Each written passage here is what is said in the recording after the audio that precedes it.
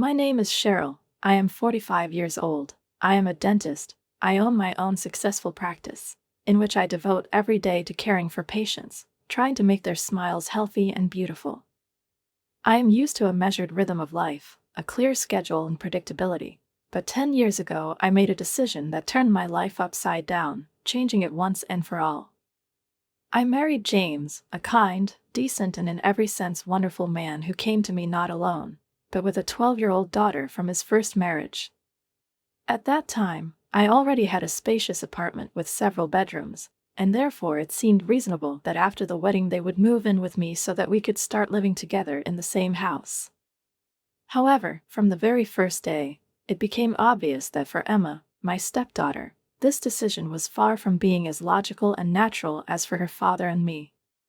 She did not hide her irritation, coldness, and sometimes open disregard for me, making it clear that she did not accept her father's choice and was not going to pretend that she was happy with the current situation. I remember how she could calmly, without a shadow of embarrassment, say in front of me, "Dad, can you tell your wife that I'm not hungry?" Deliberately emphasizing these words with a barely noticeable grin, as if testing my reaction. Every time I heard that, "your wife," I felt a light but tangible slap in the face, although outwardly I tried not to show it, remaining polite and calm. The first few months of living together resembled a battlefield, where there were no loud quarrels or open confrontation, but there was constant tension. Emma slammed doors, ignored my presence, refused to even look in my direction, and sometimes threw such tantrums that even the neighbors asked if everything was okay. But I refused to succumb to provocations, did not try to punish her or set strict limits in response.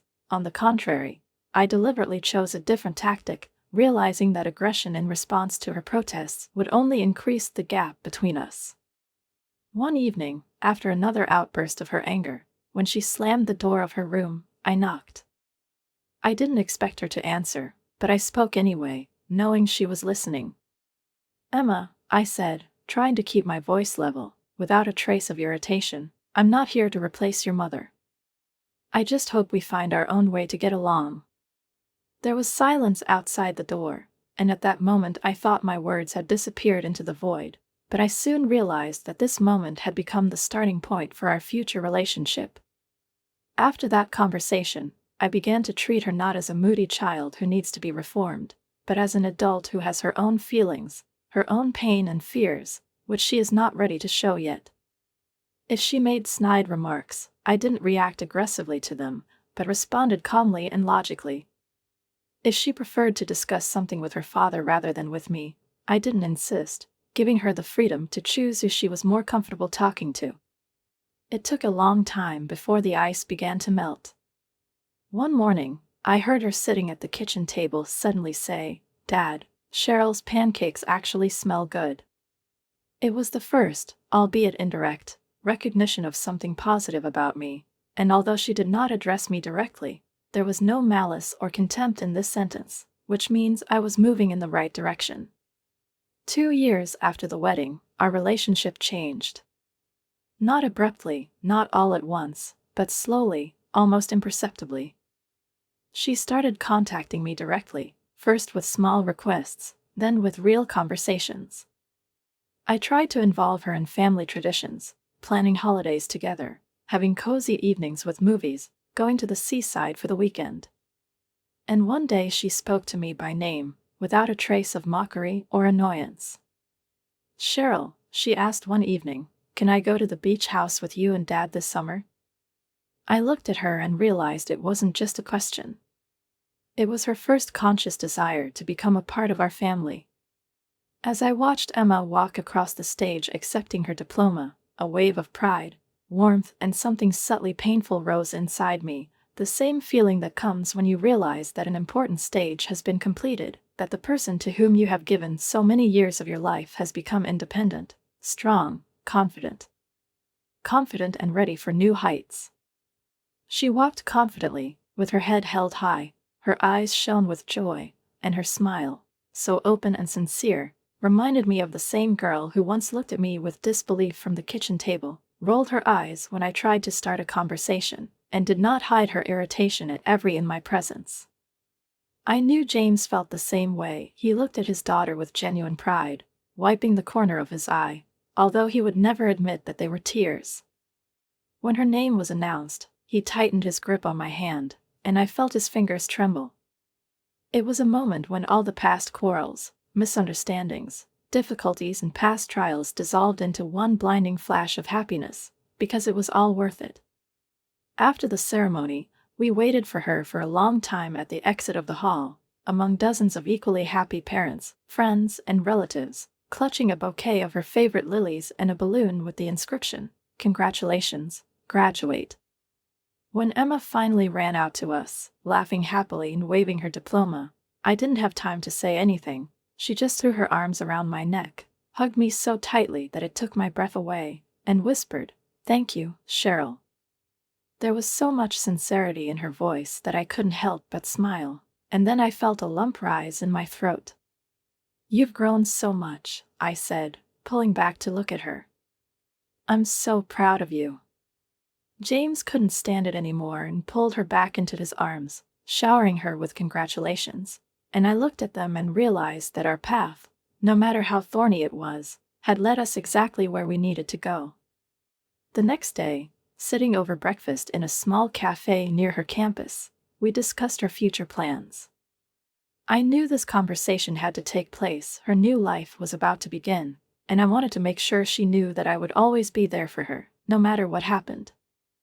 "Have you decided where you want to work yet?" I asked, taking a sip of coffee and looking at her carefully. Emma thought about it, turned the spoon in the cup, and then said, "I'm still thinking about it, but I'm really interested in trying my hand at marketing, and if your brother is still willing to take me into his company, then I think it would be amazing," she concluded, and there was so much confidence and excitement in her voice that I couldn't help but be happy for her. We sat in that cafe for a long time, talking about everything, about her friends, plans, possible trips, about how she wants to finally move into her own apartment and try to live on her own. James joked that she would still come to our dinners because she would not find lasagna anywhere better than mine, and Emma, laughing, did not object. Time really used to creep up on me. Yesterday we were learning a pasta recipe together. Not long ago I heard her angry words and footsteps in the hallway outside the door, and now an adult, independent, self-confident woman was sitting in front of me, building her future.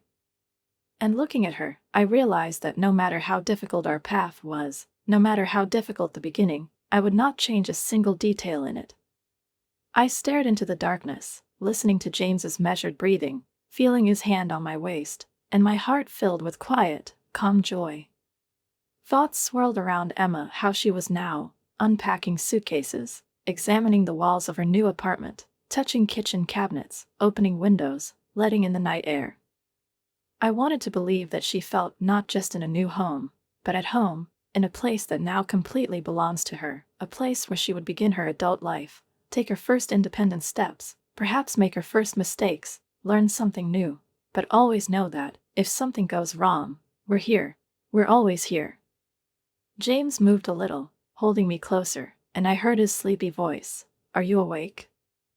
"No," I replied softly, without opening my eyes. "Do you think about her?" "Always." He didn't answer, just squeezed my hand a little tighter, and that was enough.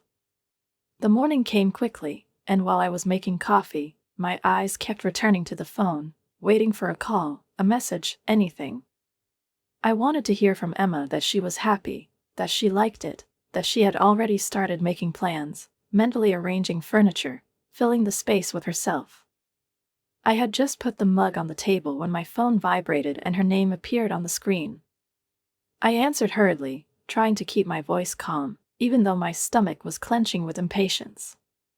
"Good morning," her voice came on the line, still a little sleepy, but surprisingly soft, almost homely. "Good morning," I smiled. "How did you like your first night in your new home?" Emma laughed, and the sound warmed me to my fingertips. "I still can't believe that this place is really mine." I spent the whole morning just walking around the rooms, opening cupboards, imagining how I would arrange everything. You know, I thought it would be scary, but no. I feel good here. I felt a warmth spreading inside me, engulfing every cell of my being. I'm so glad, honey. Your dad and I will come by later, if you want. We'll bring something for you. Maybe we can have lunch together. Yes, of course. I was just going to call you. And also. She hesitated, and then added, can I cook dinner for you? I want to thank you. I froze for a moment, replaying her words in my head. She invites us to her home, to a place that has now become a part of her. It was such a simple but meaningful gesture. We'll be happy, I finally said, and it was clear from Emma's voice that she was smiling. We arrived at her place in the late afternoon, and when she opened the door for us, I barely recognized her. In front of me was not the girl who once stubbornly rolled her eyes and looked at me defiantly from the kitchen table, but an adult, confident young woman, joyfully welcoming her parents in my own house. The apartment was still almost empty, a few boxes in the corner, a fresh bouquet of daisies on the windowsill, and the smell of tomato sauce and fresh basil was in the air. Are you cooking? James asked in surprise, walking into the kitchen. Emma nodded, waving her wooden spoon. I wanted to do something special. Pasta with dried tomato sauce and arugula. I found the recipe. I looked at her with a smile. Do you remember when we used to learn how to cook pasta together? I remember. I almost set the kitchen on fire. We laughed, and I felt something finally fall into place between us at that moment. Over dinner, we talked about everything, about her first plans for an independent life, about how she was going to furnish the apartment, about her work and friends. James told stories about his early years after college, and I shared memories of the first time I started working at my own clinic. When dinner was over, I helped Emma clear the table, and when we were alone in the kitchen, she suddenly froze, clutching a wet towel in her hands. Cheryl, she said softly. I turned to her, hearing something unusual in her voice. Thank you, she looked at me with eyes full of sincerity. For everything. For always being there for me. For not giving up. For just being there. I felt something tighten inside, but it wasn't pain, it was happiness. I came closer and hugged her gently. You will always be my girl, Emma. No matter where you live, who you work for, or how old you are. She squeezed me tightly in response, and at that moment I knew that all these years, all our battles, tears, difficulties, it was all for this moment. For the sake of the family we've managed to create. I stood in the middle of the kitchen, clutching a hot cup of coffee in my hands, but feeling icy cold inside. This cold began somewhere in the depths of his chest, rolled like a heavy wave through his entire body, hampered his movements, squeezed his throat, making it difficult to breathe. Yesterday's scene with Linda came back to my mind over and over again, her face contorted with anger, venomous words, laughter full of contempt. I tried to push them away, tried to remind myself that I had done nothing wrong, that my act was sincere, dictated by care and love, but these words. Do you think you can buy my daughter's love? You can't replace me. She will always be my daughter, not yours. I closed my eyes and took a deep breath, hoping that this would help at least a little to calm the trembling in my hands. Is it possible to just erase all the years that Emma and I spent together? Everything that we went through, everything that we built step by step, was it really all a lie? I always knew that I would never become a real mother to her, I would never be able to replace Linda, and I didn't even try. It was enough for me to know that she trusted me, that I was not a stranger to her, but now I wasn't sure of anything. The sound of her footsteps in the hallway brought me back to reality. Emma came out of her room, silently walked past me to the refrigerator, picked up a bottle of water and took a couple of sips, avoiding my gaze. Emma. I said her name carefully, as if treading on thin ice, but she just shook her head, not looking at me. I don't want to talk about it. Her voice was flat, almost indifferent, and that made it hurt even more. I knew that a storm was raging inside her. I could see dark circles under her eyes. I knew that she hadn't slept last night, just like me, but she didn't want to share her feelings, didn't want to explain what was on her mind, and that scared me the most. "Please," I said softly, "I just want you to know." "Cheryl," she interrupted me, and I shuddered. There was so much weariness in her voice that I immediately wanted to just shut up. She was tired. From everything. From this conversation, from everything that had happened, from having to make a choice between two women who both loved her, albeit in different ways. She put the bottle on the table and, without saying another word, went to her room, leaving me alone in the kitchen. I sat down at the table, staring into my empty cup, and tried to collect my thoughts. What now? Should I talk to James? Should I meet with Linda myself and try to explain my position to her? But will it really make a difference? How can I change her mind? No, Linda never listened to me, and yesterday's scene only confirmed this. For her, I will always be the enemy, the woman who invaded her family, took her place, even if it wasn't true. The clock on the wall said it was almost noon when I heard the front door open. I got up and looked into the hallway. Emma was standing there, dressed in jeans and a light jacket, with a bag over her shoulder. "Where are you going?" I asked cautiously.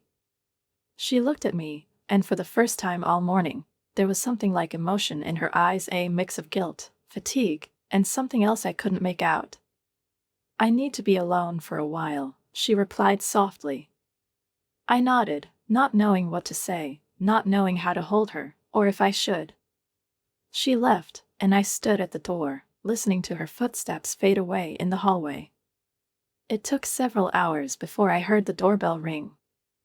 I jumped up, my heart pounding faster. "Emma? Is she back?" I opened the door, but it wasn't my husband or my stepdaughter standing on the threshold. Linda. I froze, looking at her. This time her face wasn't distorted with anger, but that didn't make me feel any better. "May I come in?" she asked, and I thought for a moment before slowly stepping aside to let her inside. She came into the living room, looked around as if she was looking for something, and then turned to me. "I do not know," I answered honestly. She nodded, as if this was exactly the answer she had expected, and then sighed heavily. "Listen, Cheryl," she said, looking me straight in the eye, "I was wrong yesterday. I shouldn't have attacked you like that." I didn't know what to say. This confession took me by surprise. "I'm just..." She ran a hand through her hair. "I'm scared. She's growing up. She's moving away.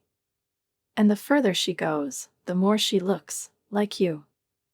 I pressed my lips together, not sure if I should take this as a rebuke or as a confession. "I see the way she looks at you," Linda continued. "I see how she trusts you, how she asks for advice. I know that you were always there for me when I wasn't. And I guess it's just painful for me to realize that." I exhaled slowly, suddenly feeling the tension that had been holding me down since the morning ease a little. "I've never tried to replace you, Linda," I said softly. She grinned, but this time there was no anger in her smile. "I know," she replied, "but I think I just realized it now." The doorbell rang again, and we both turned to face the entrance. This time it was Emma. I felt the ground give way under my feet as something dark, heavy, and viscous boiled in my chest, making it difficult to breathe, difficult to think, and difficult to comprehend what had just been said. "What?" My voice sounded too low, barely audible even to myself, but Emma heard it. "You're not coming," she repeated louder, and this time there was a cold confidence in her voice, as if she had prepared for this conversation in advance, built a protective wall behind which she hid from possible objections. I stared at her, still trying to make sense of what I'd heard, trying to find a logical explanation for what was happening right now. Her graduation. The party she had planned so carefully. A holiday that was supposed to be the final point of her journey, which we were supposed to share together, because I was a part of that journey, because I was always there for her. "Why is that?" I asked, and my throat tightened as her eyes flashed, not with pain, not with doubt, but with something much more frightening: annoyance, impatience bordering on contempt. Cheryl, she sighed, as if explaining something self-evident. Let's not make a drama out of this. The drama. I blinked, feeling everything turn over inside, as the resentment grows into something huge that can no longer be held inside. That is. You invited everyone, I said slowly, gazing intently at her face, at every feature that had changed so much in recent days. Everyone but me? She looked down, as if the question seemed awkward to her, as if he was forcing her to admit something she didn't want to admit. This is. She stammered, and the silence was more eloquent than any words. I felt something inside of me break. Emma, I took a step toward her, but she immediately pulled away, quickly, abruptly, as if I were a stranger, as if I was invading a space I didn't have access to. Listen, her voice sounded firm, but I could hear something else hiding under that confidence. This is my night, and I just want the right people there. The right people. Those two words stuck in my head like shards of glass, slicing through my skin from the inside. The right people? I repeated, and this time my voice broke, moving away from the usual evenness that I always tried to adhere to. Emma ran a nervous hand through her hair. You understand, she said finally. I didn't understand. Or maybe, just the opposite, I understood everything. I realized that she was deliberately building this wall between us, brick by brick, day after day, because now that college is over, when she no longer needs my support, my participation, my presence, she sees no point in pretending anymore. I realized that Linda had won. I realized that all those years that I had been fighting to become a part of her life didn't really mean anything. I swallowed, trying to find some words, but my voice wouldn't work. Emma was looking at me, and there was no anger in her eyes. There wasn't even regret. Only the cold. I turned around and left the kitchen, not waiting for her to say anything else. When I got to the living room, I felt everything tremble inside me, my chest constrict, and my heart beat somewhere in my throat. I grabbed the back of the couch, trying to stop it from shaking, but my fingers wouldn't work. James came out of the office, saw me, and immediately frowned. What's wrong? He sounded worried, but I couldn't look him in the eye. I took a slow breath. She doesn't want me to be at her graduation. He froze. I pressed my lips together, trying to keep my emotions from getting the better of me, but it was impossible. She said that there should only be the right people there, I said, and my voice broke again. I saw a shadow of anger flash across his face, but then he closed his eyes and sighed, as if trying to digest this information, as if trying to find an explanation. I'll talk to her, he finally said, but I shook my head. Don't. He frowned. Cheryl. Don't, I repeated, and this time my voice was firm. I didn't want him to talk to her. She didn't want him to try to persuade her. I didn't want to be the person who needed to be persuaded. I turned around and went into the bedroom, closing the door behind me. It was only there, in total darkness, that I finally allowed myself to cry. His face was tense, as if he had lived for several years in the few minutes he spent in Emma's room, and although he tried to remain calm, I immediately realized that the conversation had not brought relief, had not resolved the situation, had not given me the answers or explanations I craved. Only more, he confused everything more, leaving a dull, oppressive tension in the air that seemed to be able to be touched with his hands.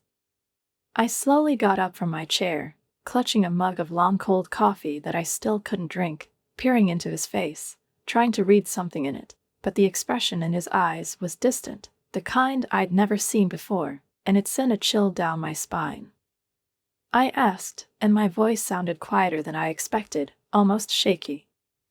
James ran his hand over his face, pinched the bridge of his nose, took a deep breath before looking at me, but there was no usual confidence in his gaze. There was no firmness, only fatigue, so heavy that I was afraid. She. He hesitated, as if searching for words, but then exhaled and finally said, "She doesn't want you to come."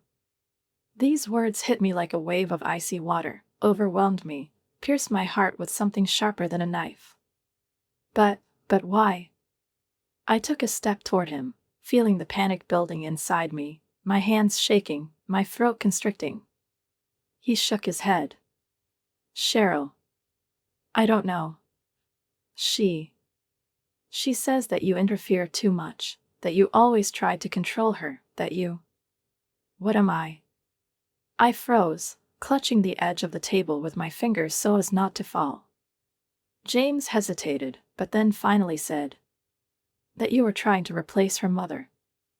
I opened my mouth, but the words stuck somewhere inside, unable to find a way out, and then I suddenly wanted to laugh hysterically, loudly, uncontrollably, because it was so ridiculous, so unfair, so cruel that even the pain tearing me from the inside seemed unreal, as if it wasn't happening to me. I've never tried to replace her mother, I whispered, barely audible, but there was such desperation in my voice that even James flinched. I know, he took a step toward me, held out his hand, but I stepped back, unable to let him touch me now, because I knew that if he did, I would simply collapse, fall to pieces, and then I would not be able to pull myself together. I looked into his eyes, and my voice broke, because I was afraid of the answer, afraid to see even a shadow of doubt in his eyes, even a hint that somewhere deep in his soul he admits this thought. James froze, then shook his head. No, he said softly. I don't think so. But it wasn't enough. I wanted him to scream, to get angry, to go to Emma and make her realize how wrong she was, how unfairly she was treating me, how cruelly she was stabbing me in the heart, but he was standing in front of me, confused, broken, powerless, and suddenly I realized that he can do it. Because no matter how angry he was, no matter how upset he was, deep down he knew she was his daughter. She would always be his daughter. And he will never be able to choose between us. I slowly sank back into my chair, clutching my temples with my hands, because everything was blurred before my eyes, and my heart was beating so loudly that it drowned out even my own thoughts. Cheryl. James knelt down in front of me, but I didn't look up. I didn't want to see his face, because I knew if I looked, if I met his gaze, I couldn't take it anymore. She's just confused, he said softly. Linda, she's manipulating her, turning her against you. You know how she can be. I know, I whispered. And you know that, Emma. He hesitated, and then finished. She doesn't really think that way. She's just angry. I closed my eyes because I couldn't listen to it anymore. Because if it was just anger, it would have passed by now. But it was something else. Something that had been accumulating for years. Something that has now broken through and destroyed everything I was trying to build. I do not know how long we sat like that. He was on his knees in front of me. I had my head down while the storm was raging inside me, but then I heard his voice, so quiet that I barely made out the words. Will you forgive her? I raised my head, meeting his eyes, and saw in them not a request, not a hope, but fear. He was afraid that I wouldn't be able to. I was afraid that it would ruin not only my relationship with Emma, but also us. And at that moment, I realized that no matter what happened, no matter how searing the pain, no matter how unfair the situation turned out to be, I couldn't lose him. I took a deep breath, gathered the last of my strength, looked at him and quietly replied, I do not know.